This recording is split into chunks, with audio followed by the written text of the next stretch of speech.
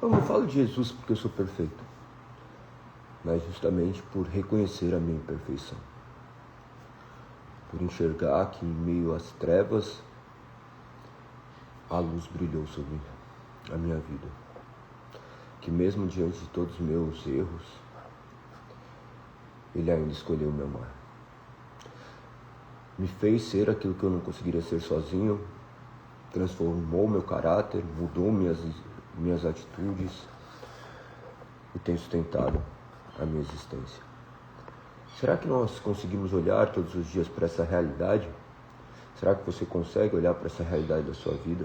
Um Deus te sustentando, um Deus te chamando, um Deus te guardando. Ele te guarda por intermédio de todas as coisas. Ele usa todas as suas providências. A sua obra gloriosa continua a cuidar de seus filhos, como sempre fez desde o início. Deus escolheu salvar um povo para si. E por intermédio dessa palavra, Ele os chama. Que você possa ser desperto e viver a paz que excede todo entendimento. Convido você a ter um momento de oração, a agradecer ao Senhor por mais um dia. Senhor, nós te agradecemos. Agradecemos pela dádiva da vida.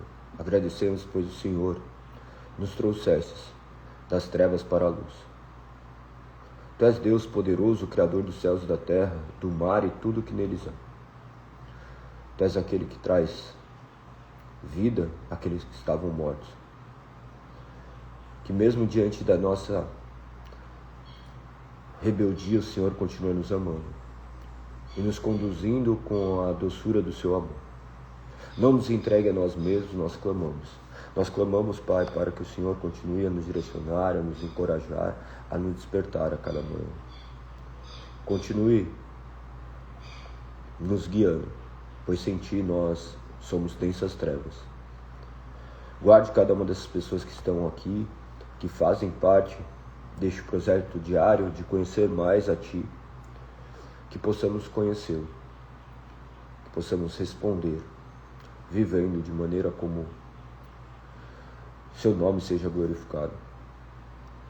Nós confiamos no Teu agir, nós dependemos do Teu Santo Espírito e nós agradecemos pelo sacrifício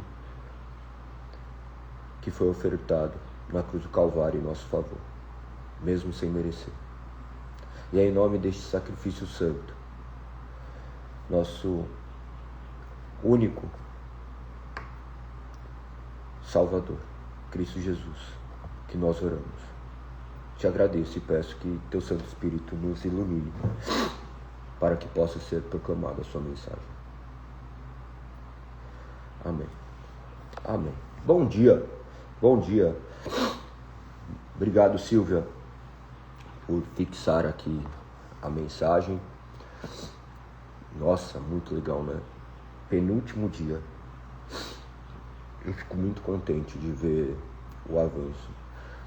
O avanço de vocês que estão aqui comigo todas as manhãs e o agir de Deus nos sustentando em meio ao caos do mundo.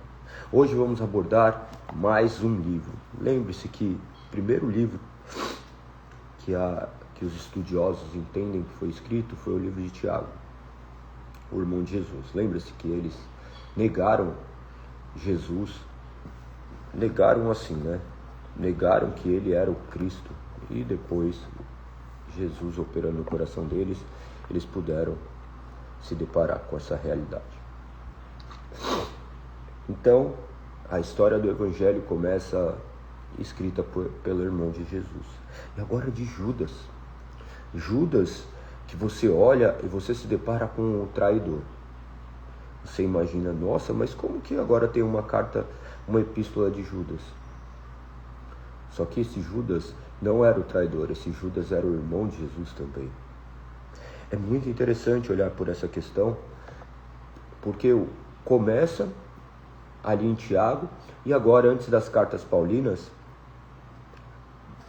aproximadamente finalzinho dos anos 60, do primeiro século, você olha e o outro irmão de Jesus faz a última carta que encerraria ali à exceção de Paulo, que viria 20 anos de João, que viria 20 anos depois. É muito interessante, porque você vai ver Tiago, ele está falando de uma fé prática, e aqui Judas está defendendo a fé em meio ao caos, em meio às milhares de variações de crenças que já surgiram no mundo. Lembre-se que nós entendemos que a única fé que é verdadeira emana de Deus. A fé não trata de surgir dentro de nós, que emana do nosso próprio ser, mas é algo dado, é um presente divino, do qual nos faz crer naquilo que nós não creríamos antes. Muitos não gostam desse tipo de abordagem, achando que ela é exclusiva, que ela restringe, mas o Evangelho é exclusivo. Embora inclusivo, ele é exclusivo. Ele é inclusivo porque inclui pessoas de todas as raças, tribos e nações, mas ele é exclusivo porque somente aqueles que creem. Aqueles que creem que Cristo é o único e suficiente Salvador serão salvos, aqueles que não creem serão condenados. E isso é muito claro. Algumas pessoas olham e falam: mas você está falando que a outra pessoa que não crê em Cristo Jesus, então ela não habitará os céus? Perfeito. Segundo os padrões estabelecidos na Bíblia, eles não habitarão o céu descrito nas Sagradas Escrituras. Agora, se você não acredita nas Sagradas Escrituras e você está escutando isso, não precisa te ofender, porque para você é uma ilusão, é uma loucura, mas para nós, que a nossa crença é a verdade, e nós acreditamos dessa forma, da mesma forma que nós respeitamos as outras crenças, também deveria haver esse respeito mútuo. E nós oramos para que as outras pessoas possam crer de maneira verdadeira. Nós cremos que a única fé que emana de Deus é a que é representada por intermédio do sacrifício de Cristo Jesus na cruz do Calvário, onde ele morre,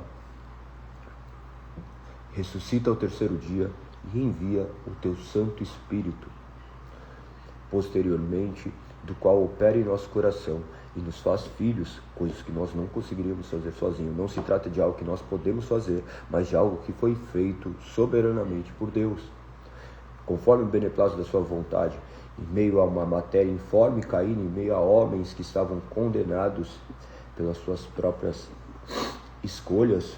Deus, mediante a sua liberdade, escolhe salvar uma multidão incontável de pessoas, do quais todos aqueles que creem estão entre eles, do quais a sua morte na cruz do Calvário viria a, por fim, resgatá-los efetivamente, e nada poderia separar. Nada. Se Cristo efetivamente morreu por você, mais cedo ou mais tarde, essa luz despertará o seu coração. Galego, mas eu tenho vivido e eu não sei se eu sou salvo, porque você está olhando a sua salvação dependendo de você. A sua salvação não depende de você, a sua salvação depende de Cristo Jesus, da obra expiatória de Cristo. Galego, então você está falando que eu não preciso fazer nada? Não, lembre-se que eu mencionei a primeira epístola de Tiago, ele fala que a fé sem obras é morta. Só que essas obras não emanam de nós, essas obras emanam da obra que foi feita na cruz do Calvário, que agora nós conseguimos agir conforme o Senhor estabelece na sua palavra. Nós somos chamados a responder essa palavra. Esse processo de regeneração ocorre única e exclusivamente mediante o agir sobrenatural de Deus. O processo de santificação também é o agir do Espírito Santo sobre as nossas vidas, nos tornando mais parecidos com Cristo, e agora nos conduz a uma obediência. Quando você começa a enxergar essa realidade, você começa a descartar todas as outras mentiras. E se você não conhece a verdade, você abraça qualquer mentira, tomando como verdade, porque as mentiras, elas sempre são sedutoras. Você não é enganado por algo que é claramente falso. Por exemplo, você vai comprar alguma coisa, você quer ver se é original, naturalmente. Mas as falsificações, elas são muito parecidas com os originais. Mas se você conhece o original, naturalmente você vai conseguir distinguir o que é falso. Por exemplo, você vai comprar um carro que foi usado, você leva ele para fazer uma avaliação. Hoje tem milhares de avaliações que são feitas nesses veículos para verificar se eles são procedentes, se eles possuem restaurações. E essa avaliação é minuciosa, de forma que pessoas leigas hoje não conseguem notar. Então você manda para um especialista para que ele possa olhar e verificar se de fato é autêntico. Quantas vezes talvez você tenha comprado coisas falsas acreditando que eram originais, daí chega alguma pessoa que conhece de fato aquilo que é verdadeiro e fala, ixi, você foi enganado. Quantas vezes talvez você tenha pego notas, hoje ninguém anda mais com nota, né? Mas enfim, você pega uma nota de uma cédula de algum valor e você vai ver é falsa, daí chega uma pessoa, ixi, opa, é falsa. Deve ser, lógico que não, estou andando com ela faz tempo. A pessoa só de pegar já consegue notar. Então, no final das contas, algumas pessoas, por conhecer o que é verdade, eles conseguem distinguir aquilo que é mentira. Se você não conhecer a palavra de Deus, você naturalmente vai ser enganado. Naturalmente. Eu conheço milhares de pessoas que se dizem cristãs, mas nunca sequer leram a Bíblia.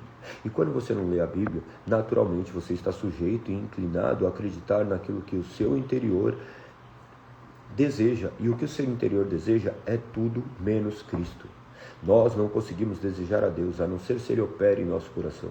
Ele operando em nosso coração, Ele nos inclinará e Ele removerá também as algemas invisíveis do pecado que nos aprisionavam, de forma que agora nós poderemos agir de maneira correta, não de forma que nós não pecaremos, mas nós agora conseguimos enxergar essa realidade operada pelo Espírito Santo. Portanto, Judas vai, durante todo esse tempo, alertar acerca dessas falsas crenças, ele vai trazer essas realidades, e mesmo porque ele conseguia se deparar com essa realidade, que somente depois de muito tempo, com o Espírito Santo operando no coração dele, que ele veio a enxergar Cristo como Deus encarnado. Porque Cristo cresceu com ele de maneira completamente natural. Ele sabia o que era Jesus estar ao lado dele. Para ele, Jesus era apenas mais um irmão. Até que o Espírito abre os seus olhos e ele o reconhece como o único e suficiente Salvador. Vamos à leitura da Epístola de Judas, que ela é bem curta também, 24 versos. E eu vou explicando algumas partes. Se vocês tiverem dúvidas, podem me chamar, pode mandar aqui e eu tento esclarecer da melhor forma possível. A palavra do Senhor no livro de Judas, verso 1 diz: eu, Judas, escravo de Jesus Cristo. Olha que interessante, ele se colocava como escravo. Paulo também se colocava nessa questão. Eles não arrogavam a si títulos, eles simplesmente se humilhavam diante de Deus. Nós hoje vivemos de maneira completamente distinta disso, que nós possamos voltar a ter essa humildade, essa reverência, que o nome do Senhor seja exaltado e glorificado. Então, ele continuava a dizer: eu, Judas, escravo de Jesus Cristo e irmão de Tiago. Olha ali os indícios, ele não coloca irmão de Jesus. Olha que interessante, embora olhemos pela questão natural, nós vamos ver que ele era irmão ou meio-irmão, como você preferir, mas ele não arroga a si essa questão. Ele diz: escreva esta carta aos que foram chamados por Deus, o Pai, que os ama e os guarda sob o cuidado de Jesus Cristo. Então Deus amando um povo, envia o seu Filho Cristo Jesus. E nós sabemos que Deus amou o mundo, que entregou o seu Filho unigênito, para que todo aquele que nele crê não pereça, mas tenha a vida eterna. Então, esses que foram amados por Deus. Daí verso 2, que vocês tenham cada vez mais misericórdia, paz e amor. Ele clama para que as pessoas tenham essas características, misericórdia, paz e amor. Observe que todas essas características emanam de Cristo Jesus manifestando a sua misericórdia, Cristo Jesus manifestando a paz e o amor. A paz que só foi possível em meio à guerra, em meio à morte, e o amor em meio ao caos. O amor de Cristo era incompreensível aos olhos humanos. E para vivermos este amor, somente Deus operando em nosso coração. Verso 3.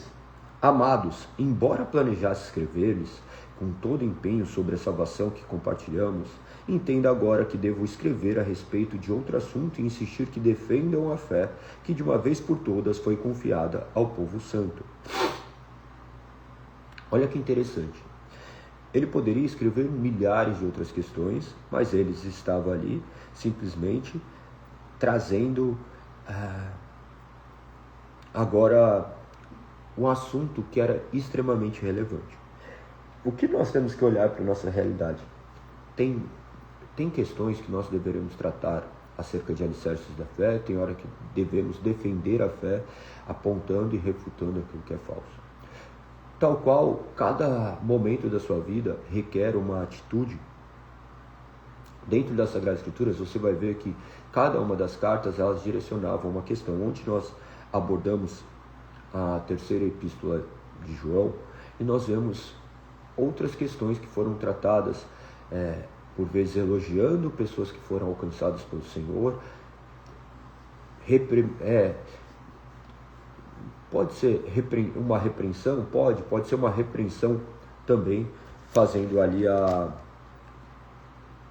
Diótrefes, de maneira um pouco mais incisiva, retratando quem ele era. Então, no final das contas, cada carta é direcionada a uma questão, e ela tem essa função, do qual ele já deixa muito claro qual que era a intenção nestes versos.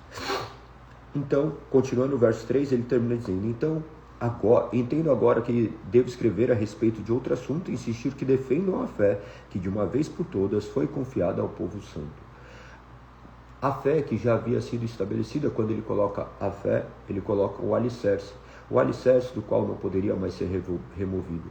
Pense que a nossa fé não está firmada naquilo que nós julgamos, mas naquilo que é imutável, aquilo que está escrito e sedimentado. A nossa fé está baseada única e exclusivamente nas Sagradas Escrituras. As Sagradas Escrituras é nossa única regra de fé e prática. Você não deve confiar naquilo que outras pessoas dizem, se não está alicerçado nas Sagradas Escrituras. Galego é somente a fé, somente a graça. Somente mediante essa misericórdia do Senhor que nós poderemos compreender do que se trata. Nós confiamos única e exclusivamente nas Sagradas Escrituras. Galego, mas e as tradições? As tradições, naquilo que emanam das Sagradas Escrituras, nós respeitamos. Todas as tradições que são meras tradições e não estão alicerçadas nas Sagradas Escrituras, nós não devemos ter apego a elas, porque nós temos muito clara essa regra de fé e prática. Observe que algumas coisas fazem simplesmente parte de rituais humanos, do quais nós continuamos a fazer. E isso daí não está errado, tá? Não está errado em si mesmo, mas se nos afasta da verdadeira reverência a Deus, deve ser repensado. Por exemplo, uma coisa bem polêmica, a cor da parede da igreja. A tradição não tinha igrejas pretas, mas não tinha por falta de recursos, porque a cor da parede não interfere em nada. A igreja do qual eu pastoreio, por dentro é branca. Então, isso daí é questão de gosto, não tem nada a ver com nada. Tem questões que pessoas deixam preto porque entendem que a visualização, as questões hoje dos elementos de mídia trazem mais destaque, e tudo bem. Então, observe que isso daí poderia ser tido como uma tradição, mas ela não precisa ser em si respeitada, porque as Sagradas Escrituras não falam acerca disso. Apenas para vocês conseguirem fazer esses paralelos. E talvez tenha milhares de outras coisas. Por exemplo, vestimentas. As vestimentas dos que são cristãos não devem ser de determinado modo, a não ser que seja completamente vulgar dentro do padrão de normalidade. Mas, por exemplo, há pessoas que defendem, o pastor não pode andar sem camisa. Imagina, você está num sol de 40 graus, você acha que as pessoas que estavam ali, pescadores, eles estavam usando aquelas túnicas mesmo. Então, são questões que são ainda fruto do que nós estamos vivendo neste tempo presente. Uma época de sensualização, de afloração da sexualidade, ou melhor, sempre teve isso, Mas a maldade está, claro que dentro de nós, e outras pessoas talvez não reconheçam isso. Tem pessoas que, por exemplo, levam uma rigorosidade a ponto de não usar uma bermuda, de estar numa praia e não expor o seu corpo, imaginando que seu corpo estivesse sendo objeto de desejo para outras pessoas. Eu respeito quem entende assim, mas eu acho que é muita loucura mesmo, a ponto das pessoas se julgarem tão sedutoras a esse ponto. As pessoas nem estão ligando para você. A realidade é essa. É claro que os olhos podem te enganar e podem ser atraídos, mas isso está atrelado também aos domínios daquilo que você sabe ser correto ou não. Então, observe que nós poderemos entrar em muitas questões, mas este ainda não é o foco, porque ele não estava apenas defendendo essas questões estéticas, mas ele estava indo muito além e mais a fundo. Se vocês tiverem opinião sobre essas questões, podem ir colocando também, tá? Porque daí eu vou interagindo com vocês e vou falando de maneira que nós possamos ser edificados. É muito importante a interação de vocês, que daí eu direciono também as coisas conforme vocês interagem, e dessa forma pode ser mais real e aplicável à realidade que nós estamos vivendo. Eu sei que são assuntos bem polêmicos, tá? Eu não tenho problema com opiniões contrárias. O que eu quero é conhecer a verdade, eu não sou dono da verdade, e gosto de ideias também, para que eu possa refletir acerca daquilo que eu penso. O verso 4 diz: pois alguns indivíduos perversos se infiltrarem em seu meio, sem serem notados, dizendo que a graça de Deus permite levar uma vida normal. A condenação de tais pessoas foi registrada há muito tempo, pois negaram Jesus Cristo, nosso único e soberano e Senhor.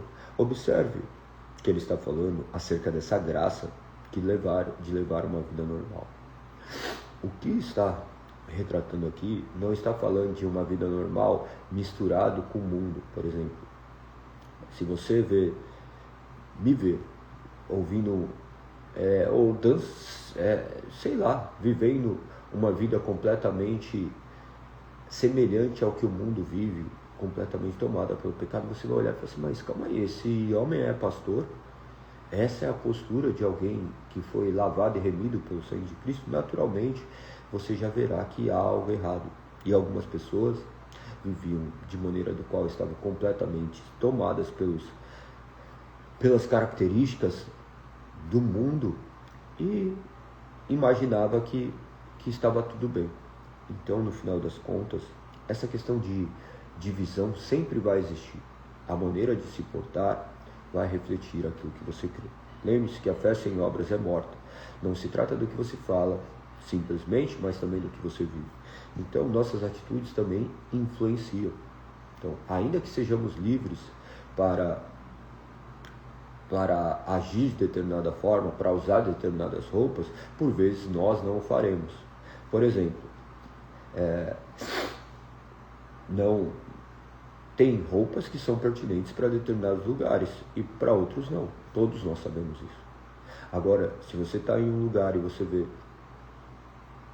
que todo mundo está vestido de uma forma, você vai se vestir de outra, você está indo contrário àquela questão. Então, no final das contas, eu estou usando essa questão de vestimenta porque é algo que foi muito debatido durante toda a história. Você sabe que, inclusive, algumas denominações não permitem que pessoas usem roupas de determinada forma. Tem pessoas que, por exemplo, se forem vistas usando shorts, elas serão punidas por isso. E algumas pessoas, por vezes, vão pegar e deturpar as Sagradas Escrituras utilizando esse texto e falando justamente isso, porque alguns indivíduos perversos se infiltraram em seu meio sem serem notados, dizendo que a graça de Deus permite levar uma vida imoral. Eles acreditam que um simples shorts tratava-se de uma imoralidade. A imoralidade está muito além daquilo que nossos olhos podem contemplar, tá? A imoralidade não parte meramente de ações que são visíveis aos outros, porque a imoralidade já está enraizada dentro de nossa mente. Tudo que nós fazemos aponta para o pecado, e nós clamamos para que o Espírito continue a nos guiar e nos apontar o caminho correto. Então ele já disse que esses homens estavam já condenados há muito tempo, porque eles negam Jesus Cristo. Eles negam Jesus Cristo como único e suficiente Salvador, por intermédio do seu modo de viver, por intermédio das suas escolhas diárias, você vê que se tratam de pessoas que não nasceram de novo, que negaram o Senhor e Salvador do mundo. No verso 5 em diante, ele diz assim: ainda que já saibam dessas coisas, desejo lembrar a vocês que o Senhor libertou o povo de Israel do Egito, mas depois destruiu aqueles que não permaneceram fiéis.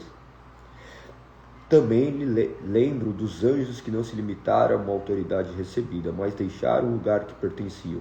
Deus os mantém acorrentados em prisões eternas na escuridão, aguardando o dia do julgamento.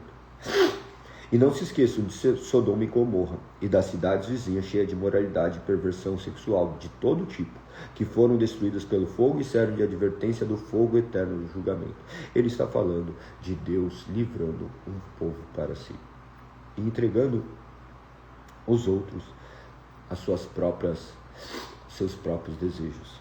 Observe que fala aqui, dá o exemplo de Israel no Egito, que ele destrói aqueles que não permaneceram fiéis. Aqueles que permanecem fiéis, eles não permanecem fiéis pelas suas próprias habilidades, mas eles são exortados a viverem daquela forma, e eles assim o fazem como se fossem voluntariamente. Deus os inclina a agirem dessa forma, Deus atribui a eles, embora Ele que o faça. E aqueles que andam contrário à palavra de Deus, não é Deus que os conduz a andar em caminhos tortuosos, é sua própria inclinação do seu coração que faz os desejos do quais emanam do seu coração, as suas próprias concupiscências o seduzem e o fazem caminhar dessa forma. E ele cita através desses 3 exemplos, você vai ver aqui ele também mencionando acerca dos anjos, que também aqueles que se rebelaram estão aprisionados e serão objetos do seu julgamento. E ele menciona Sodoma e Gomorra. Lembre-se de Ló, quando ele é resgatado, então os outros são entregues à destruição. Assim será Deus separando a palha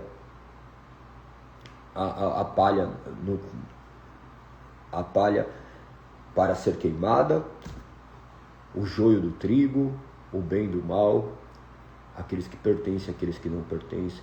No final sempre haverá essa dicotomia, essa divisão, e essa divisão que pode ser imperceptível aos nossos olhos, mas é muito claro aos olhos de Deus. Ele adverte para que as pessoas possam de fato olhar para a realidade das suas próprias vidas. A vida, ela deve ser refletida acerca das Sagradas Escrituras. Nós devemos olhar para as Sagradas Escrituras e pedir para que o Espírito nos exorte e nos conduza a vivermos de maneira que nós não sejamos esses falsos mestres. Continua dizendo no verso 8: da mesma forma, essas pessoas, afirmando ter autoridade com base em sonhos, vivem de modo imoral, desprezam a autoridade e zombam dos seres sobrenaturais. Observe que ele está falando ainda daquelas pessoas que a sua condenação já havia sido registrada há muito tempo atrás. Esses indivíduos que eram perversos, que estavam infiltrados e levando vidas imorais. Olha como eles advertiam: da mesma forma, essas pessoas, afirmando ter autoridade com base em sonhos, vivem de modo imoral, desprezam a autoridade e zombam dos seres sobrenaturais. Mas nem mesmo o arcanjo Miguel se atreveu a acusar o diabo de blasfêmia. Ele disse apenas: o Senhor o repreende. Isso acontece quando Miguel discutia com o diabo a respeito do corpo de Moisés. Tais indivíduos, porém, zombam de coisas que não entendem, como criaturas irracionais, agem segundo seus instintos e deste modo provocam a própria destruição. Que aflição os espera, pois eles seguem os passos de Caim. Enganam outros por dinheiro, como Balaão, e perecem em sua rebelião, como Corá. Então ele traz exemplos também das Sagradas Escrituras de como isso acontecia. Nós podemos ver esses exemplos de maneira muito clara, remetendo a esses textos. Então depois pesquisem acerca de como essas coisas aconteceram e vocês verão esse exemplo que é muito bem ilustrado. Continua no verso 12. Quando esses indivíduos, sem o menor constrangimento, participam de suas refeições de celebração ao amor do Senhor, são como perigosos recifes que podem fazê-los naufragar.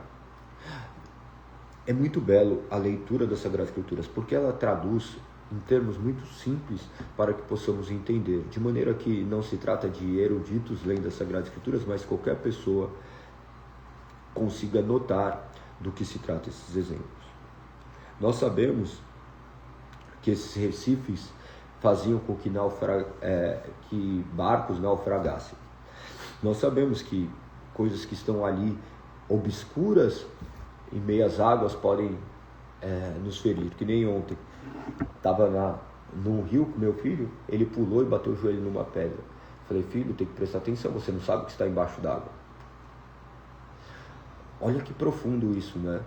Porque no final das contas, nós olhamos ali e imaginamos que tudo ali é um chão uniforme, e nós não vemos o que existe ali embaixo. Da mesma forma, nós não podemos ficar olhando a aparência sem perscrutar a essência.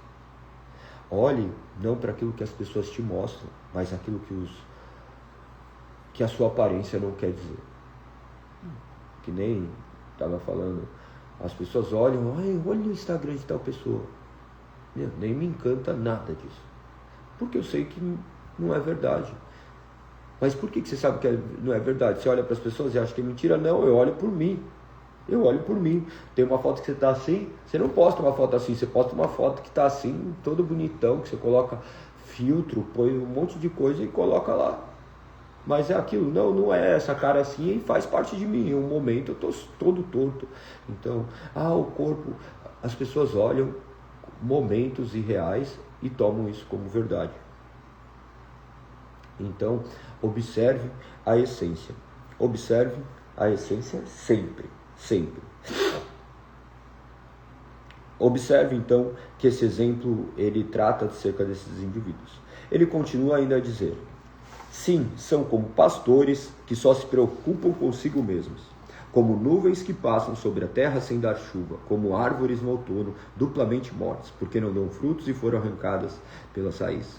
Lembre-se que em João capítulo 15 fala acerca da videira. Se nós não estivermos enraizados em Cristo Jesus, nós estaremos completamente mortos, manifestando que nós nunca nascemos novamente. Prestem muita atenção. Observe todos esses outros exemplos. Pastores que só se preocupam consigo mesmos.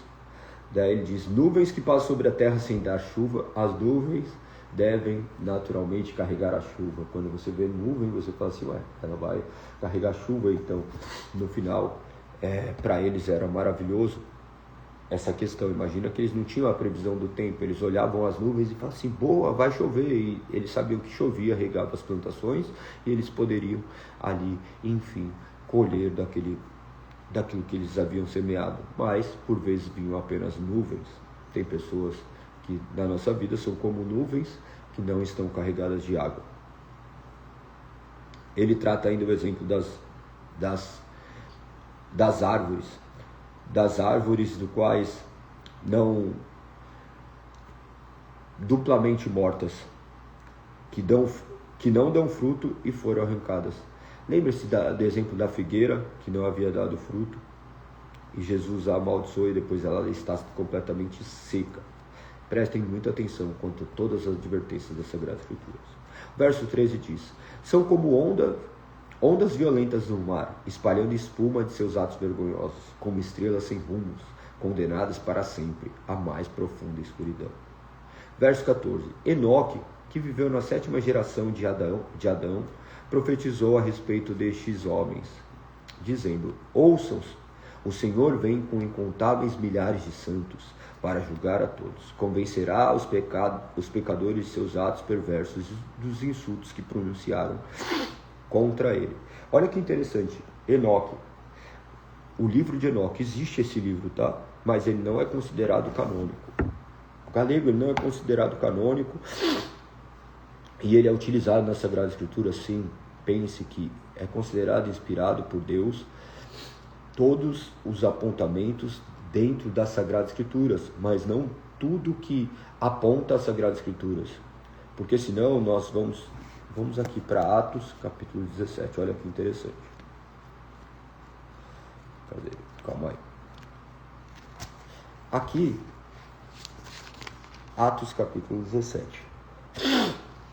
Paulo anunciando ali na Grécia, olha que interessante, a partir do verso 16, em Atenas. Paulo esperava por eles em Atenas, ficou muito indignado ao ver ídolos por toda a cidade, por isso a sinagoga debater com judeus e com gentios tementes a Deus e falava diariamente na praça pública a todos que ali estavam. Olha que interessante, então ele estava ali falando em praça pública, proclamando a verdade de Deus. Lembre-se que ali eles se reuniam para falar das grandes novidades. Verso 18. Paulo também debateu com alguns filósofos, epicureus e estoicos. A filosofia estoica vem cerca de 300 e 400 anos antes de Cristo também. Uma época do apogeu da Grécia. Pensadores das mais diversas espécies proclamaram coisas que eram reluzentes aos olhos humanos, e muitos ainda se encontram completamente presos a isso. Mas lembre-se que nós vivemos conforme as Sagradas Escrituras dizem, ainda que existam muitos hábitos estoicos que assemelham-se ao cristianismo. O estoicismo não é cristão. Apenas para lembrá-los. Quando lhes falou de Jesus e da ressurreição, eles perguntaram: o que esse tagarela está querendo dizer? Outros disseram: parece estar falando de deuses estrangeiros. Imagina que a maneira como ele falava, as pessoas interpretavam conforme o seu padrão de vida e conforme aquilo que seus olhos poderiam contemplar, o seu entendimento poderia entender. Então ele diz: então levaram Paulo ao conselho da cidade e disseram: pode nos dizer que ensino é esse? Você diz coisas um tanto estranhas e queremos saber o que significa. Convém explicar que os atenienses, bem como estrangeiros que viviam em Atenas, pareciam não fazer outra coisa senão discutir as últimas novidades, conforme eu já havia antecipado para vocês. O verso 22 diz: então Paulo se levantou diante do conselho e assim se dirigiu a seus membros. Homens de Atenas, vejo que todos os aspectos vocês são muito religiosos. Lembra que a religião está atrelada a um rito. Então, todo mundo vive uma religião. A questão é, essa religião é verdadeira? Porque a única religião verdadeira que nós cremos é a que emana das Sagradas Escrituras, o rito que é ordenado por Deus. Nós utilizamos os princípios reguladores do culto. Nós cultuamos a Deus conforme Ele estabelece. Essa é a forma verdadeira. E a religião não se trata meramente de ritos, mas de uma pessoa que cumpriu todos os ritos e agora nós descansamos nela. É muito abrangente também esse assunto que depois a gente pode abordar. Então ele continua dizendo, verso 23, pois, enquanto andava pela cidade, reparei em seus diversos altares. Um deles trazia a seguinte inscrição: ao Deus desconhecido. Este Deus que você fala, esse Deus que vocês adoram sem conhecer, é exatamente aquele que lhes fala. Então ele utilizava os elementos do mundo para comunicar o Evangelho. Então ele estava ali não validando isso. Observe que ele fala ali: ao Deus desconhecido, esse Deus que vocês adoram sem conhecer, é exatamente aquele que lhes falo. Então, ele não estava falando que poderia adorar aquele Deus, porque ele estava falando deste Deus, ele estava simplesmente mencionando um exemplo. Continua dizendo: ele é o Deus que fez o mundo e tudo o que nele há. Uma vez que o Senhor dos céus e da terra não habita em templos feitos por homens, e não é servido por mãos humanas, pois não há necessidade alguma. Não necessita de coisa alguma. Ele mesmo dá vida e fôlego a tudo, supre cada necessidade. Deu um só homem, ele criou todas as nações da terra, tendo decidido de antemão onde estabeleceriam e por quanto tempo. Esse verso do 24 até o 26 retrata a realidade de tudo aquilo que nós estamos falando. Deus, criador de todas as coisas, governando todas as coisas, onde não há templos feitos, ele não habita em templos feitos por mãos humanas, ele habita na sua própria criação. Nós somos criaturas, ele escolheu habitar dentro de nós. Nós não podemos servi-los porque não há nada do qual ele necessita. Ele fala da origem da criação e aponta para todas essas questões. Então, no final das contas, não vou terminar o restante porque já trouxe a realidade do qual eu fiz esse paralelo, esse parênteses, para vocês enxergarem do que ele estava dizendo aqui em Judas. Ele então, de certa forma, ele estava apontando para essa realidade. Quando ele menciona Enoque, ele não está validando os escritos de Enoque. Embora tenha sido achado, até mesmo em Qumran, as pessoas olham essa datação, Algumas igrejas adotaram esse texto como canônico, mas nós, protestantes, nós não entendemos esse texto como canônico. E por que vocês entendem assim? Nós entendemos que ele não se trata de um texto inspirado por Deus, porque ele não circulava entre as igrejas. Então, essa diferença da canonicidade existe entre as diversas espécies de cristianismo. Lembre-se, as outras pessoas que são cristãs, elas são filhos de Deus. Quem determina quem é filho de Deus não sou eu. Quem determina quem são os filhos de Deus é Cristo Jesus. Nós sabemos que a nossa crença deve estar firmado único e exclusivamente em Cristo Jesus. Todos aqueles que confessam Cristo como único e suficiente Salvador são considerados filhos de Deus, pelo menos da maneira como as Sagradas Escrituras dizem. Mas haverá ainda aquela questão que muitos dirão: Senhor, eu expulsei demônios em seu nome, curei enfermos, apartai de mim, pois não vos conheço. Então, observe que somente Deus sabe quem é esse povo. Mas nós devemos observar as Sagradas Escrituras e nos prendemos àquilo que realmente é inspirado por Deus. Então, observe que mesmo esses textos que são citados assim em algumas questões, eles devem ser olhados com uma ótica um pouco mais abrangente. Eu quis trazer esse paralelo porque muitas pessoas não acreditam na suficiência das Sagradas Escrituras e eles tentam sempre acrescentar novidades. Nós não precisamos de novidades. Nós nos conformamos com tudo aquilo que já está escrito. Este texto aqui, do verso 14 em diante até o 15, onde ele trata acerca de Enoque. Lembre-se que Enoque, acho que era bisavô de Noé, alguma coisa assim. Mas enfim, ele é a 7ª geração depois de Adão. Então ele diz: ouçam, o Senhor vem com incontáveis milhares de anjos para julgar a todos. Convencerá os pecadores de seus atos perversos e dos insultos que pronunciaram contra ele.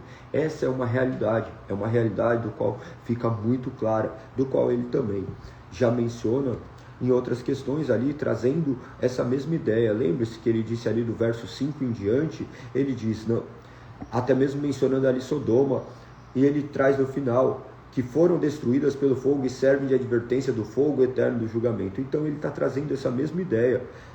Ele vai vir com os milhares de anjos, de santos, aliás, julgar a todos. Convencerá os pecadores de seus atos perversos e os insultos que pronunciaram contra ele. No final das contas, eles se depararão com essa realidade.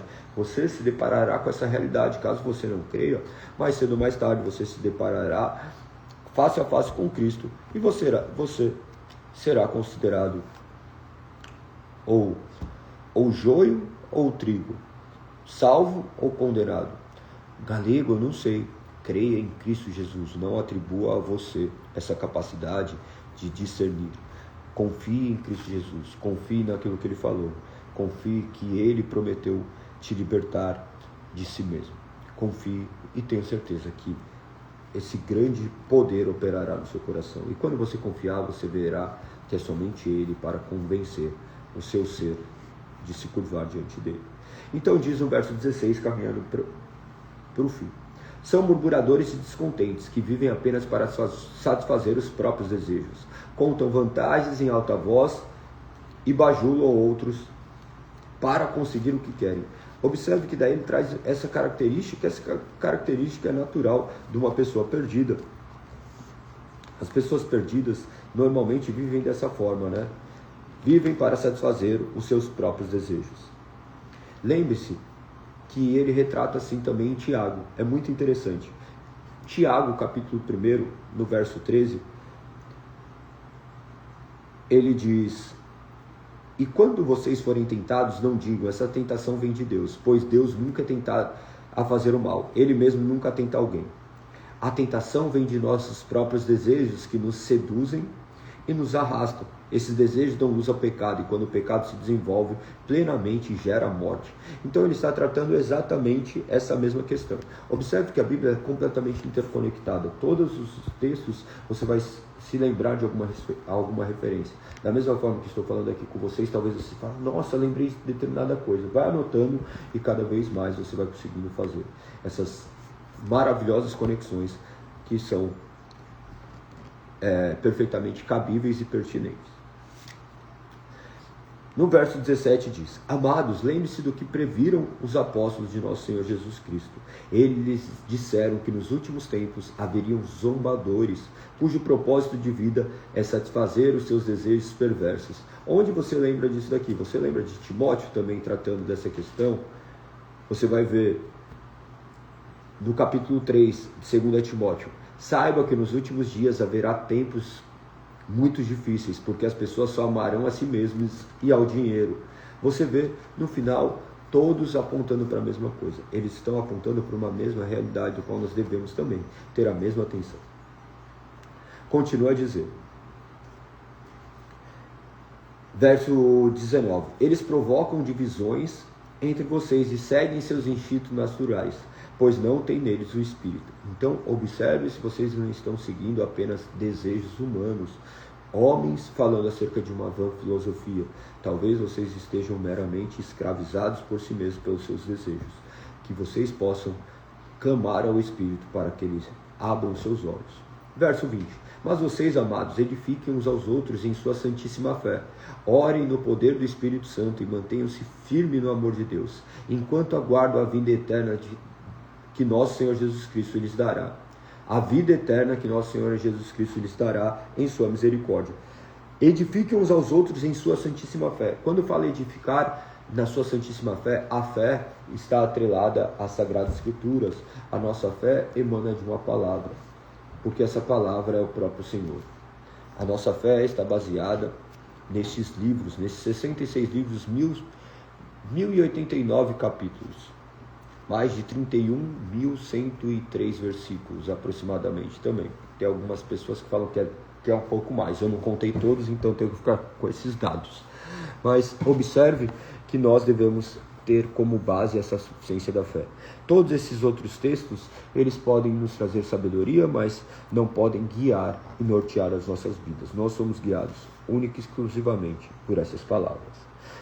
Que nós possamos ter compaixão, como é dito aqui, no verso 22. Tenham compaixão daqueles que vacilam na fé. Resgatem outros, tirando das chamas do julgamento, e outros ainda tenham misericórdia.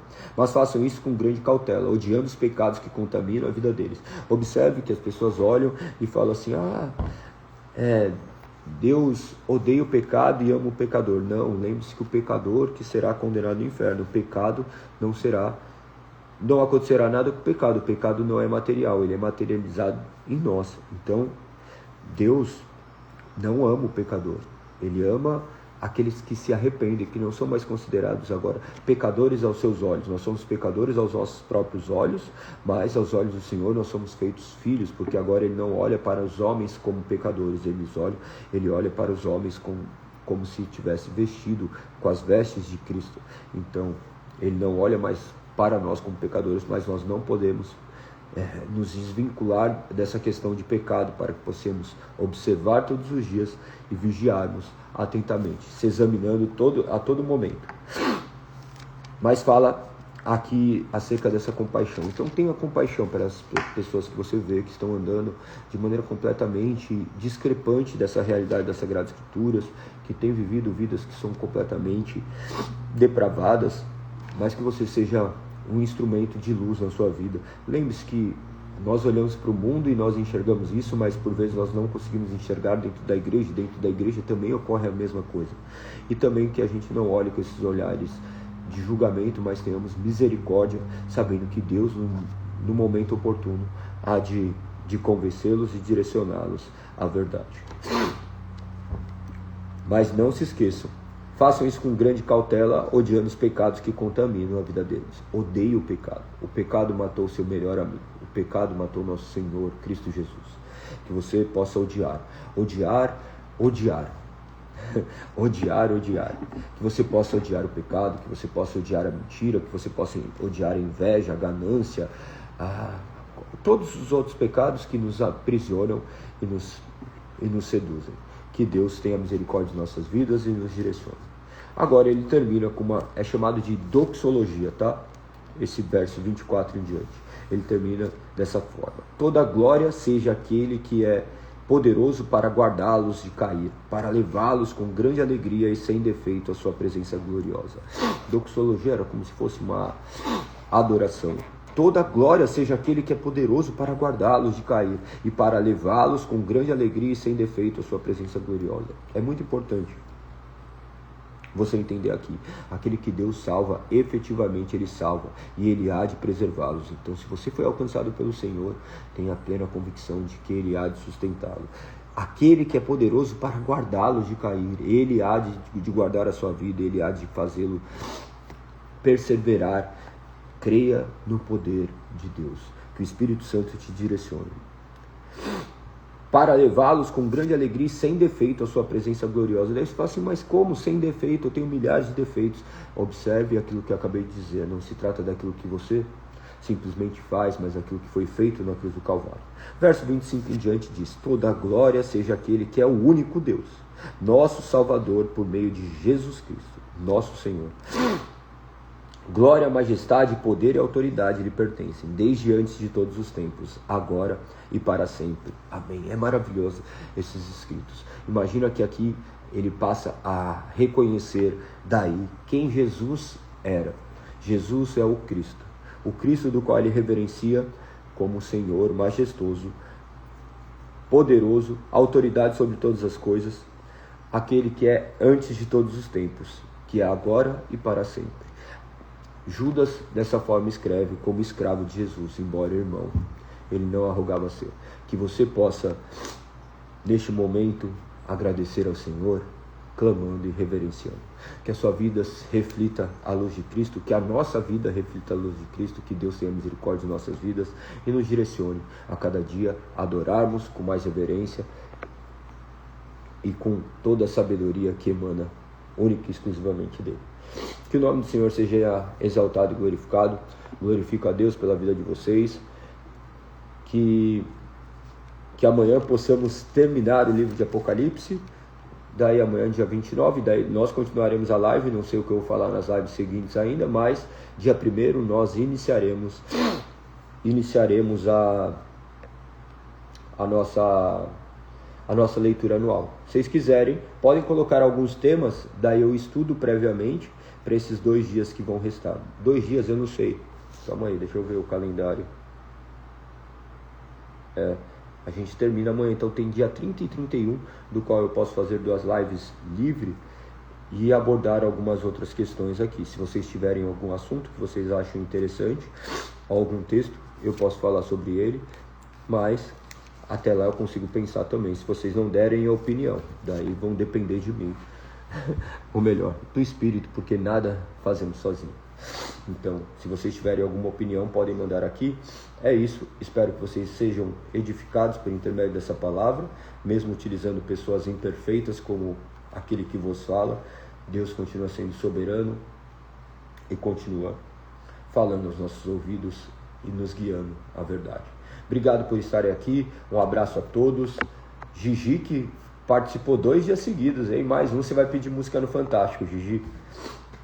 Silvia, Valdomiro, Pamela, Eliane, Gandhi, Nilva, Helena. Que o nome do Senhor seja louvado e engrandecido, que vocês sejam proclamadores dessas boas novas, que o nome do Senhor seja exaltado, que possamos manifestar aquilo que o Senhor tem feito em nosso coração. Tamo junto, um beijo no coração, até amanhã, se Deus permitir, o livro de Apocalipse, o livro de número 66. E assim nós encerramos. Um beijo no coração, tamo junto, até amanhã.